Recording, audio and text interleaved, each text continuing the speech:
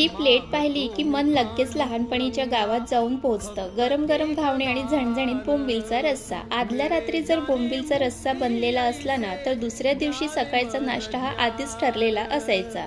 सकाळी स्वयंपाकघरात चुलीवर मस्त तवा गरम व्हायचा आणि आई किंवा आजी एकामागून एक मऊ गरम घावणे बनवत असायच्या. घरभर त्या गरम घावण्यांचा आणि बोंबीलच्या रस्स्याचा छान सुगंध पसरायचा. आम्ही सगळे भावंड बसून वाट बघत बसायचो, कधी प्लेटमध्ये गरम घावणे येणार आणि कधी त्या झणझणीत बोंबीलच्या रस्स्यासोबत खायला मिळणार.